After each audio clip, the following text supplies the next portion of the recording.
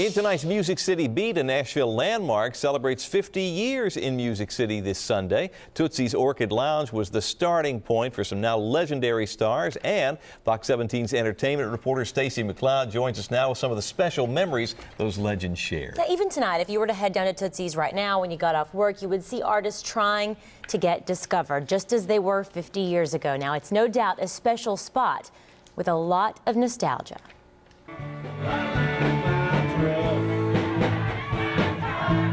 Morning, noon, or night, music resonates from this tiny wooden stage inside Tootsie's Orchid Lounge.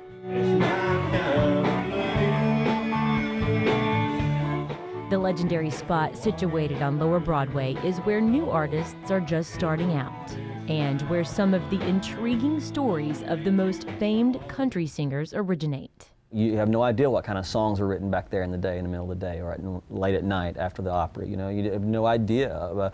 It's just a magical place. For artists like Chris Christopherson and Willie Nelson, Tootsie's reminds them of their humble beginnings. The two once lived upstairs at Tootsie's when times were tough.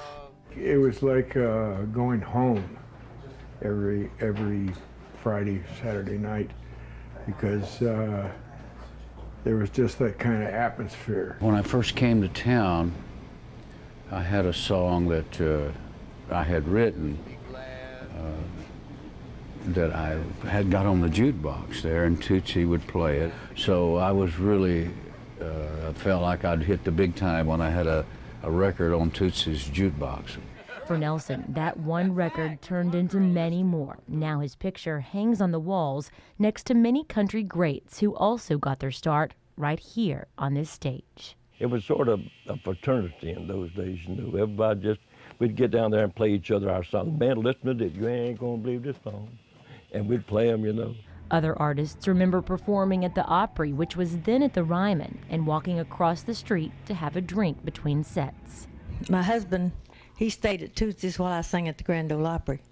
And I would, when we'd get a break, I'd go over there with him, you know. And of course, I'd have a Coke while he was drinking whatever he was drinking. And God only knows what all it was. Fame and songwriting aside, some of the most fond memories include the name Tootsie Bess, the honky tonk's original owner. Old Tootsie, she called me Melvino. When I'd come in the door, hey, Melvino. I said, give me a Sterling there, Miss Tootsie. Okay. She would run a tab for everybody. She would let, you know, people drink beers for nothing. Tootsie's is something different to everyone who walks in these doors. For visitors, it's a world-famous, must-visit destination. For Nashvillians, it's a landmark honky-tonk. And for thousands of singers, songwriters, and now successful musicians, Tootsie's is a spot where for 50 golden years, dreams have come true. It's just one of those places we call our second home, and that's what the Tootsie's tradition is. You know, get up, play your new song. If you just wrote a new song, guess where you go play it? Right here, Tootsie's.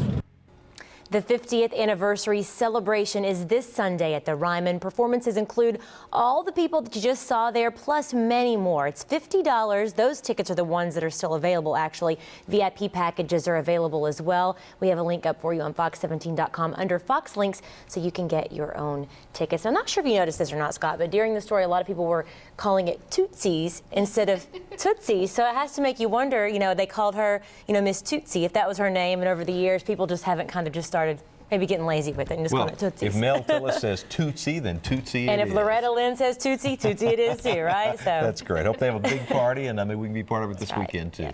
Thanks, Stace.